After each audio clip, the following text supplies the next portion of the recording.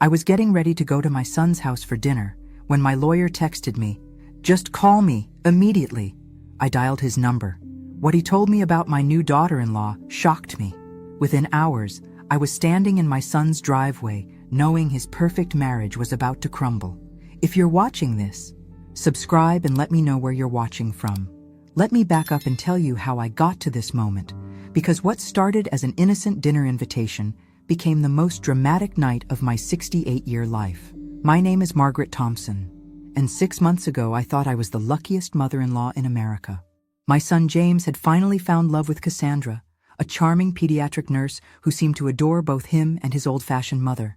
When they asked me to sell my house to help fund their dream wedding, I didn't hesitate. After all, they promised I'd always have a place with them. That Tuesday afternoon, I was pressing my good dress, the navy one with tiny flowers that James always said made me look distinguished, when my phone buzzed with Robert Mitchell's urgent text. Robert had been my attorney for 15 years, ever since my husband died.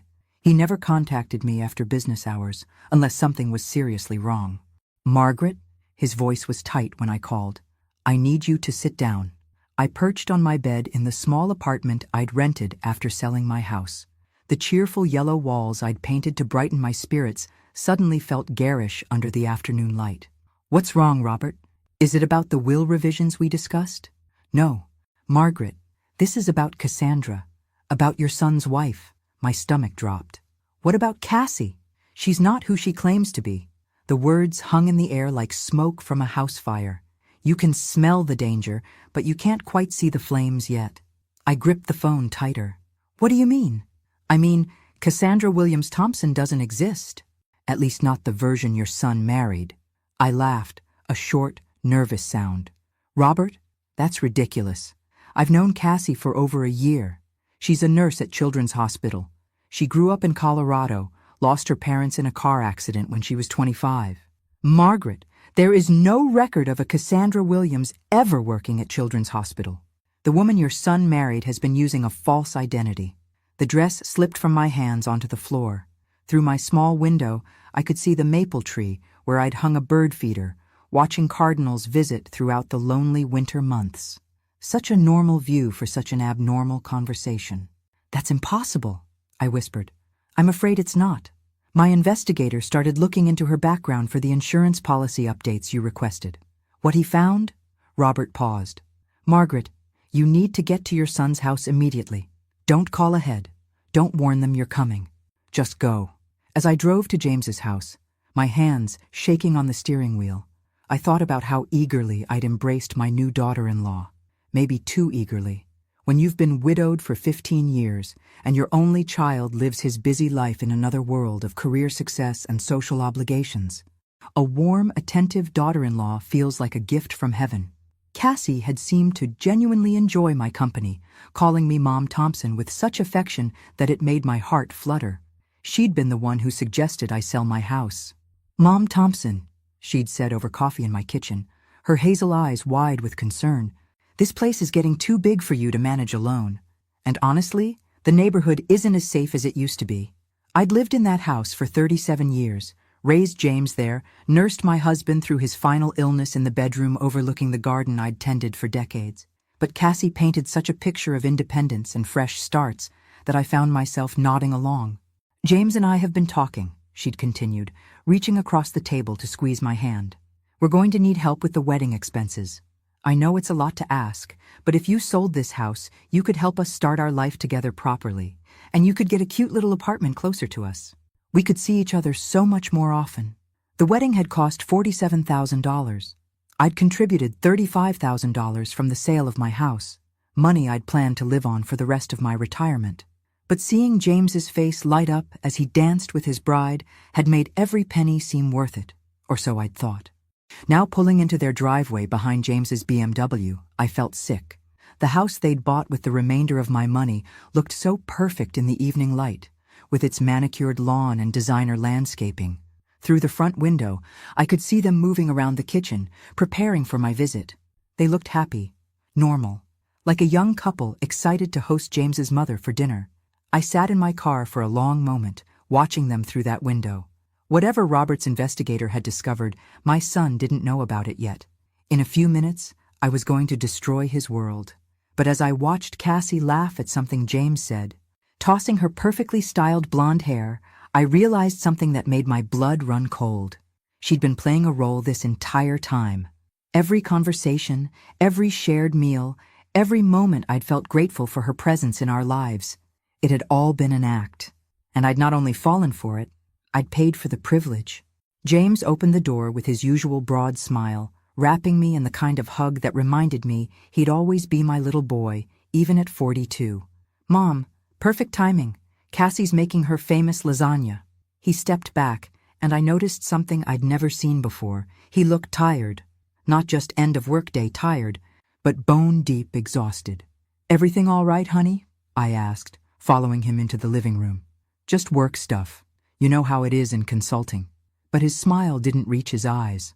Cassie emerged from the kitchen wearing a floral apron over designer jeans, looking like she'd stepped out of a home magazine.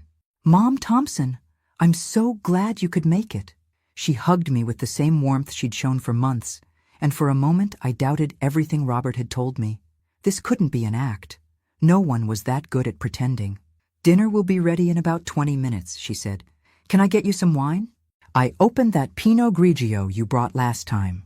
As she bustled back to the kitchen, I noticed something else I'd overlooked before. The house was decorated entirely in Cassie's taste. Not a single item reflected James's personality, not his college football memorabilia, not the antique clock his father had left him, not even the painting he'd loved from our old house. It was as if James Thompson had been erased from his own home. "Cassie certainly has strong decorating opinions," I said carefully. James glanced around the room as if seeing it for the first time. "Yeah, she has great taste. Says my old stuff made the place look like a bachelor pad." But his voice carried a note I recognized, the same tone he'd used as a child when defending choices he wasn't entirely comfortable making. "James," I said quietly, "can we talk privately for a minute?" Cassie appeared in the doorway instantly, as if she'd been listening. "Is everything okay?" "Fine, sweetheart," I said with a smile that felt like glass. "I just wanted to ask James about his work presentation next week." Her eyes narrowed slightly, so slightly that 6 months ago I would have missed it. But now I was looking for cracks in her performance, and I found them. "Actually," James said, "I should check on something in my office anyway. Mom, want to see the new computer setup Cassie got me?" As we walked down the hall, I caught a glimpse of Cassie in my peripheral vision. She wasn't moving toward the kitchen. She was standing perfectly still, watching us go. And the expression on her face wasn't the warm concern of a loving wife. It was calculation. In James's office, the one room that still looked like him, I closed the door and turned to face my son. "James, I need to ask you something, and I need you to answer honestly. How much do you really know about Cassie's past?" James sat down heavily in his desk chair, and I saw something in his expression that broke my heart. Relief, as if someone had finally asked the question he'd been afraid to ask himself. "Why?" he said quietly. "What's wrong? Answer me first. What do you actually know about her background?" He was quiet for a long moment, staring at his hands. She grew up in Denver, lost her parents in a car accident when she was 25, worked her way through nursing school, moved here 3 years ago for a fresh start. "Have you ever seen pictures of her family? Her childhood home? Nursing school graduation?" She says it's too painful to talk about. The accident was traumatic, but doubt was creeping into his voice. "Mom, what's going on?" I pulled out my phone and showed him the text thread with Robert. My attorney's investigator looked into Cassie's background for some insurance paperwork. "James, there's no record of a Cassandra Williams ever working at Children's Hospital." The color drained from his face. "That's impossible. She gets calls from the hospital. She talks about her patients." When have you actually heard these calls?" James opened his mouth to answer, then closed it. His eyes grew wide with a realization that was clearly painful. She takes them in the other room. Says patient confidentiality requires privacy. Have you ever visited her at work? Met her colleagues? She said the hospital has strict policies about personal visitors in the pediatric ward. His voice was barely a whisper now. "Mom, you're scaring me." "I'm scared too, honey. But there's more." Before I could continue, we heard the kitchen timer go off, followed by Cassie's cheerful call. "Dinner's ready." James looked at me with eyes that reminded me of the 8-year-old boy who'd come to me when the neighborhood bullies made him doubt himself. What do I do? We go eat dinner, I said, and we act normal while I figure out how to tell you the rest. But as we walked back down the hall, I saw Cassie standing at the stove, and something about her posture, too rigid, too alert, told me she'd heard more of our conversation than we'd realized. The dining room table was set with the good china, my good china actually, that I'd given them as a wedding gift. Cassie had prepared a beautiful meal, everything perfect, down to the cloth napkins and fresh flowers. "This looks wonderful, dear," I said, taking my seat. "I wanted everything to be special," Cassie replied, but her smile seemed forced now. "James has been so stressed with work lately. I thought a nice family dinner might help." As we began eating, I watched my daughter-in-law carefully. Every gesture, every expression, every word choice, looking for the woman Robert's investigator had discovered underneath the performance. And slowly, I began to see her. "So, Mom Thompson," Cassie said, cutting her lasagna with surgical precision, "how are you settling into your new apartment? I hope you don't regret selling the house." There was something in her tone, too casual, too pointed, that made my nerves sharpen. "Actually, I've been wondering about that," I said carefully. "It's been almost a year since I sold it, and I realize I never got a clear picture of where all that money went." James looked up from his plate. "What do you mean?" "Well, you said the wedding cost $47,000, and I contributed $35,000, but I gave you $50,000 total. What happened to the other 15? Silence fell over the table like a heavy blanket. James frowned, clearly doing mental math, while Cassie's fork paused halfway to her mouth. There were additional expenses," Cassie said finally. "The honeymoon, some house improvements, my student loan payments." "Your student loan payments?" I kept my voice light, conversational. "I thought you said you worked your way through nursing school." Another pause. I had to take some loans for the final year. My savings ran out." But James was staring at her now with growing confusion. "Cassie, you never mentioned student loans. When we applied for the mortgage, you said you had no debt." I watched the careful mask slip from her face for just a moment, long enough to see the flash of panic underneath. Then it was back in place, but not quite as perfectly as before. "I was embarrassed about the debt," she said, reaching for James's hand. "You were doing so well financially, and I didn't want you to think less of me." "But where are the loan statements?" James pressed. "I handle all our finances now. I've never seen any student loan payments going out." Cassie pulled her hand away and stood up abruptly. "I need to check on dessert."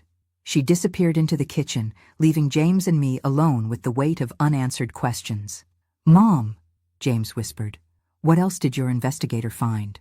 I pulled out the folder Robert had given me and set it on the table between us. "Her real name is Catherine Blackwood. She's 34, not 38 like she told you. She was married twice before. Both marriages ended when her husbands discovered she'd been systematically draining their bank accounts." James stared at the documents as if they were written in a foreign language. "This can't be right. The woman you married is a professional con artist, James. She targets successful, recently widowed, or lonely men. She studies them, becomes exactly who they need her to be, marries them quickly, and then begins the financial extraction." From the kitchen came the sound of running water and cabinet doors opening and closing. Normal dinner cleanup sounds. But I couldn't shake the feeling that Cassie was listening to every word. "The $15,000 from my house money?" I continued quietly. "She didn't use it for student loans or house improvements. She sent it to an account in Phoenix, where her sister lives. Her sister who supposedly died in that car accident with their parents." James was shaking his head slowly, like a man trying to wake up from a nightmare. "But she loves me. I know she loves me. Honey, she's very good at her job." The kitchen had gone suspiciously quiet. James noticed too, his head turning toward the doorway. "Cassie, everything okay in there?" No response. I felt a chill run down my spine. "James, where does she keep her purse?" "On the counter by the door. Why?" We both stood at the same time, moving quickly but quietly toward the kitchen. It was empty. The back door stood slightly ajar, and a cool evening breeze was stirring the curtains. "Her purse is gone," James said, his voice hollow. "So I did." I walked to the door and looked out into their backyard. At the far end, near the fence, I could see a figure moving quickly through the shadows. "She's running," I said. James rushed to the front window. "Her car's still here. She probably has another one parked nearby. James, listen to me carefully. We need to call Robert immediately, and then we need to call the police." But James was staring at the dining room table where Cassie's phone lay next to her abandoned plate. She left her phone. I picked it up. It wasn't locked. Another red flag I'd missed. The call history was mostly empty, but the text messages told a different story. Messages to someone named Marcus. "The old lady is getting suspicious. How much longer do I need to keep this up? The account in Phoenix needs more time." And then, from earlier today, "Emergency. She hired a PI need extraction plan now." "James," I said quietly, "sit down." He was reading over my shoulder, his face getting paler with each message. She was planning to leave anyway. Yes, but not until she'd taken everything she could. I scrolled to the Photos app. It was mostly empty, but there were several screenshots, pictures of bank statements, insurance documents, and investment accounts. All of them belonged to James. "She's been documenting your assets," I said, planning her final withdrawal. James sank into a chair, looking like a man who'd just realized he'd been living with a stranger. "How long do you think she was going to wait?" I thought about the timeline, about the way Cassie had been pushing for joint accounts, for access to James's retirement funds, for me to sell my house and contribute more money. "I think she was planning to disappear right after she convinced you to make her the beneficiary of your life insurance policy," I said. "She mentioned that last week, didn't she? Said it was important for married couples to update their beneficiaries?" James nodded slowly. "She said we should do it after dinner tonight. She even had the forms ready." We looked at each other across the wreckage of what had been, just an hour ago, a happy family dinner. My son's marriage was over. The woman he'd loved, trusted, built a life with, had never existed at all. But there was something else in James's eyes now, alongside the pain and shock, something that looked like relief. "You know what the worst part is, Mom?" he said quietly. "I think part of me already knew." The police arrived within 20 minutes, but by then we all knew Cassie was long gone. Detective Rodriguez, a sharp-eyed woman about my age, listened to our story with the weary expression of someone who'd seen this particular tragedy before. "Ma'am," she said to me after examining Cassie's abandoned phone, "you probably saved your son from losing everything he owns. These marriage fraudsters typically escalate quickly once they have legal access to assets." James was sitting at his kitchen island, staring at the insurance forms Cassie had prepared for him to sign. "She was so insistent we do this tonight," he murmured. "Said it was romantic to make each other beneficiaries." "Romantic," I repeated dryly. "Nothing says I love you like $1 million life insurance policy." Detective Rodriguez almost smiled at that. "Mrs. Thompson, I'm going to need you to work with our financial crimes unit. Your attorney's investigation gives us a significant head start, but we need to trace all the money movements and identify other potential victims." Other victims. The phrase hit me like cold water. "How many others do you think there are?" James asked. "Based on the pattern your mother's investigator uncovered, possibly dozens. Catherine Blackwood has been operating this scheme for at least 8 years across 4 different states." I felt sick thinking about other mothers who'd given their life savings to help their son's happiness, only to watch it disappear into the pockets of a professional predator. Other men like James, who'd been manipulated into believing they'd found true love. "Detective," I said, "what are the chances we'll get the money back?" "Honestly, slim. These operations are designed to move money quickly through multiple accounts and jurisdictions. But we might be able to prevent her from victimizing others." After the police left, James and I sat in his living room surrounded by the remnants of Cassie's deception. Her coffee mug still sat on the side table, lipstick stain perfectly preserved. Her sweater draped over the back of the couch as if she'd just stepped out for a moment. "I have to ask you something, Mom," James said quietly, "and I need you to be honest with me." I braced myself. "Did you ever like her? Really like her? Or did something always feel off?" I thought carefully before answering. The truth was complicated. I wanted to like her so much that I ignored my instincts. I said finally. There were little things that bothered me, but I told myself I was being an overprotective mother-in-law. The way she never had stories from childhood that included specific details. How she always deflected when I asked about her nursing school friends. The fact that in all the months I knew her, Not one person from her past ever called or visited. James nodded slowly. She said she preferred to live in the present rather than dwell on the past. I thought it was healthy, progressive. It was careful, I corrected, and we both mistook careful for admirable. My phone rang. Robert's name appeared on the screen. The investigator found something else, Robert said without preamble. Can you and James come to my office first thing tomorrow morning? What kind of something else? The kind that's going to make you very angry. The next morning, Robert's office felt different. Instead of the usual calm atmosphere of legal consultations, there was an energy that reminded me of a war room. Papers covered every surface, and a man I didn't recognize sat at the conference table with a laptop and several manila folders. Margaret, James, this is Detective Frank Morrison from the Multi-State Financial Crimes Task Force. Detective Morrison stood to shake our hands. He was younger than I'd expected, maybe 45, with the kind of focused intensity that made you pay attention. Mrs. Thompson, your decision to investigate Cassandra Williams may have broken open the largest marriage fraud operation we've seen in the past decade. He opened one of the folders and spread out photographs, driver's licenses, wedding photos, and what looked like surveillance images. All featured the same woman, but with different hair colors, different names, different men beside her. Catherine Blackwood, alias Cassandra Williams, alias Christine Wilson, alias Carol Warner, Detective Morrison continued. 4 different identities that we know of, possibly more. 17 confirmed victims across Arizona, Colorado, Utah, and now New Mexico. James stared at a wedding photo showing Cassie, or Catherine, or whoever she really was, in a white dress, smiling radiantly next to a man who wasn't him. How long has she been doing this? Our earliest confirmed case dates back 9 years. But we suspect she's been refining this operation much longer. I studied the faces in the photographs. The victims, not Catherine. They all had something in common. Middle-aged professional men, most of them recently divorced or widowed.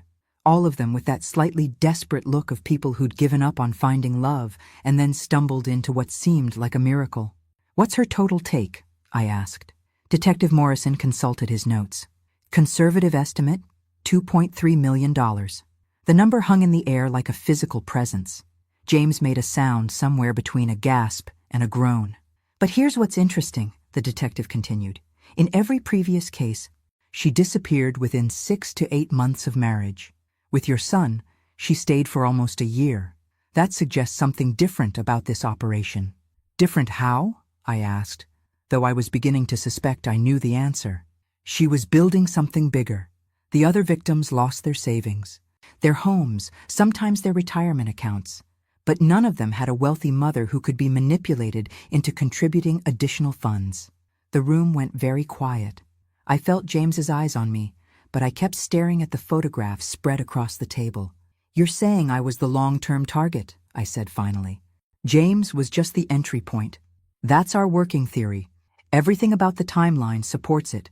She met James right after his promotion was announced in the Business Journal.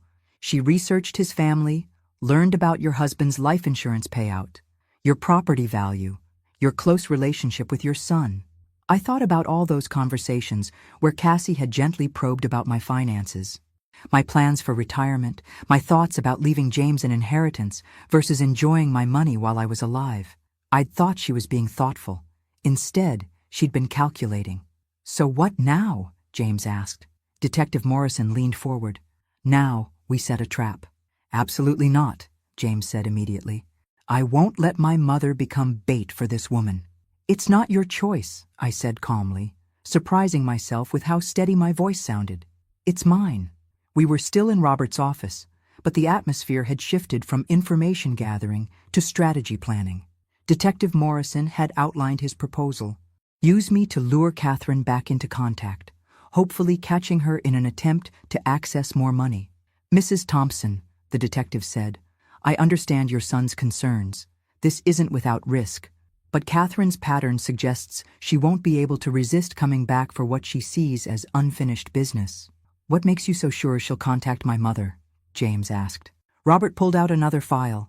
Because according to the investigator's financial analysis, she never got access to the main prize. Margaret, show him your bank statements. I'd brought my financial records as requested, though I wasn't sure why they mattered now. James looked at the numbers and frowned, and, "Mom, this shows you still have over $300,000 in savings and investments. I thought the house sale money was most of what you had. I let you think that because I didn't want you to feel guilty about accepting my help," I said. "But your father's life insurance and our retirement savings were substantial. The house money was extra." Detective Morrison nodded. "Catherine spent months setting up the perfect scenario to access these funds. She's not going to walk away from $300,000 without trying again." "But she knows we discovered her deception," James protested. "Does she?" I asked, thinking it through. "She ran when she overheard us talking, but she doesn't know how much we learned or what evidence we found. For all she knows, we just had suspicions." Detective Morrison smiled. "Exactly. And that's where you come in, Mrs. Thompson. We're going to let her think she still has a chance." The plan was elegantly simple. I would reach out to Catherine through a mutual contact, a nurse at the hospital where she'd claimed to work, but who was actually part of a network Catherine used for references and false employment verification. I would express confusion and hurt about her sudden disappearance, but not accusation. "You'll play the concerned mother-in-law who thinks maybe James said something to upset her," Detective Morrison explained. "You want to help fix their marriage. You're worried about your son's happiness. And if she takes the bait, she'll come back with a story, something that explains her disappearance and makes James the villain. She'll probably claim he was abusive or controlling, that she was afraid for her safety, but she still loves him and wants to work things out." I thought about the woman who'd sat at my son's dinner table, who'd hugged me with such apparent warmth, who'd called me Mom Thompson with tears in her eyes when James proposed. How much of that performance would she resurrect to get her hands on my money? "There's something else," I said quietly. "Something I haven't told you." All three men looked at me expectantly. "Last week, Cassie asked me about my estate planning. She said she was concerned about James's financial security if something happened to me. She wanted to know if I'd considered making provisions for his spouse in my will." Detective Morrison's eyes lit up. She was setting up the endgame. "I think she was planning to arrange an accident," I said, the words feeling strange in my mouth. "Not immediately, but eventually, after she'd secured access to James's assets and arranged to inherit mine." The room went very quiet again. James had gone pale. "Mom, you can't do this. It's too dangerous."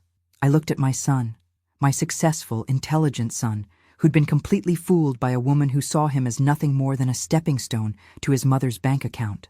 "Honey," I said, "I've been handling dangerous situations longer than you've been alive. And right now, I'm the only chance we have to stop her from doing this to someone else's family." 3 days later, I was sitting in a coffee shop in downtown Santa Fe, waiting for Catherine Blackwood to walk back into my life. She'd responded to my carefully worded message exactly as Detective Morrison had predicted. Poor, frightened Cassie, devastated by James's sudden jealousy and controlling behavior, but desperate to save their marriage if there was any way to do it. She loved him so much, but she'd been scared. Could I possibly meet with her? Could I help her understand what had gone wrong? I'd agreed immediately, playing the part of the concerned mother-in-law who just wanted her children to be happy. The performance had felt natural, probably because part of it was still true. I did want James to be happy. I just wanted it to be with someone real. Detective Morrison and his team were positioned around the coffee shop, but I felt oddly calm sitting there alone.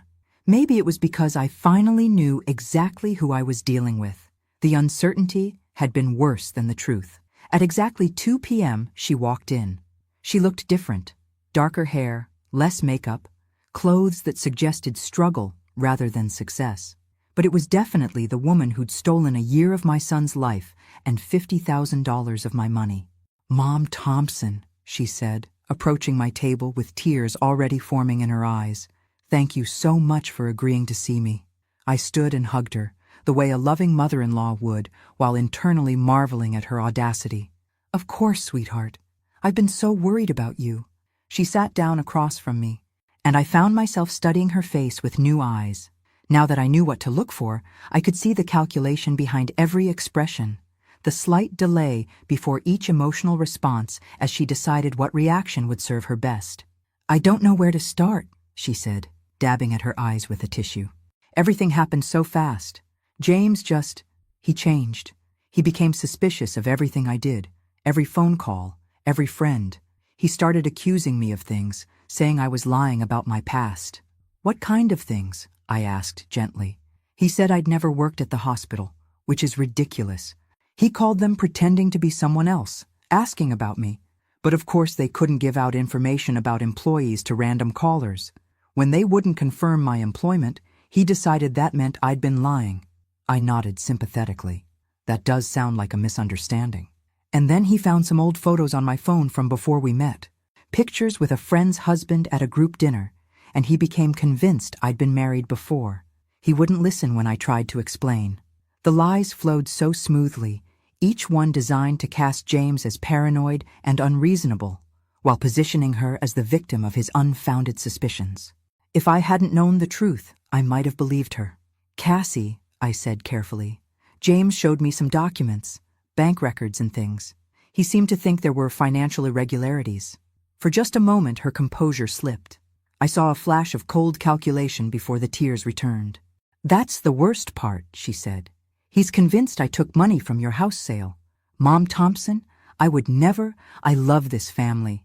You've been like a real mother to me. She reached across the table and took my hand, and I had to resist the urge to pull away. I know, sweetheart, I said. But James seems very sure about what he found. Maybe if you could just explain the bank transfers, show him where the money went. What bank transfers? She asked, but her grip on my hand had tightened. The $15,000 that went to Phoenix, I said quietly. He thinks you sent it to someone there. Catherine went very still. When she looked up at me again, all pretense had disappeared from her eyes. How much do you really know? She asked, her voice completely different now, harder, colder, without any trace of the sweet daughter-in-law I'd thought I loved. I smiled at her, and for the first time in this entire ordeal, I felt genuinely happy. Everything, Catherine, I said. We know everything. The transformation was remarkable to watch. In the space of seconds, Catherine Blackwood shed every trace of the vulnerable, heartbroken young wife and revealed herself as the predator she'd always been. You have no idea what you're dealing with, she said, her voice low and dangerous. That money is gone, and there's nothing you can do to get it back. Actually, I said, there's quite a lot we can do. I gestured slightly, and Detective Morrison materialized at our table as if he'd been invisible until that moment. 2 other officers appeared at the exits. Catherine Blackwood, you're under arrest for fraud, identity theft, and conspiracy to commit financial elder abuse. She didn't struggle as they cuffed her, but the look she gave me was pure venom. This isn't over. You can't prove half of what you think you know. We don't need to prove half, Detective Morrison said pleasantly. We only need to prove enough. As they led her away, I felt a strange mixture of satisfaction and sadness. Satisfaction because justice was finally being served, not just for James and me, but for all the other families she'd destroyed. Sadness because I genuinely liked the person I thought she was, even if that person had never existed. James appeared at my side as the police car pulled away. Are you okay, Mom? I'm fine, I said, and realized I meant it. Better than fine, actually. What happens now? Now we rebuild, I said, and we do it honestly this time. 6 months later, James and I were sitting on the deck of my new house, a smaller place that I'd bought with my own money, chosen because I liked it, not because someone else convinced me I needed it. The legal proceedings were ongoing, but Detective Morrison was confident they'd recover at least some of the stolen money from Catherine's network of accounts. I got a letter today, James said, pulling an envelope from his jacket pocket, from one of Catherine's other victims, a man in Colorado whose case helped build the prosecution's pattern evidence. What did he say?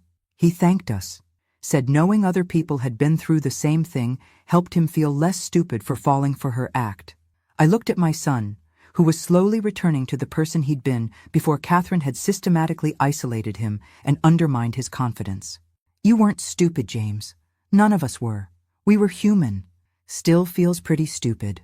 Well, I said with a smile, if we're going to feel stupid about something, let's at least feel stupid about something worthwhile, like believing in love instead of assuming the worst about everyone we meet.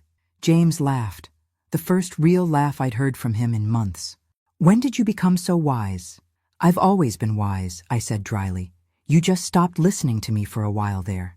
As the sun set over the mountains, I thought about the strange journey that had brought us to this moment. I'd lost money, but I'd gained something more valuable, the knowledge that I could trust my instincts, that I could take action when action was needed, and that sometimes the people trying to protect you need protection themselves. My phone buzzed with a text from Robert. Final restitution hearing scheduled. Looks like we'll recover about 60% of what was taken. I showed the message to James. That's better than Detective Morrison originally thought we'd get. What will you do with it? I considered the question. The money would be welcome, of course, but it wasn't what mattered most anymore. I think, I said slowly, I'll donate some of it to a fund for fraud victims, and maybe use some to take a very long vacation. Somewhere warm, where nobody knows my story, and I can just be a woman enjoying her retirement. That sounds perfect, Mom. Want to come with me? James smiled. I thought you'd never ask. As we sat together in comfortable silence, I realized that Catherine Blackwood had inadvertently given me something valuable after all. She'd reminded me that Margaret Thompson was stronger, smarter, and more resilient than even I had remembered. And sometimes, that's the most valuable gift of all. Thanks for listening. Don't forget to subscribe and feel free to share your story in the comments. Your voice matters.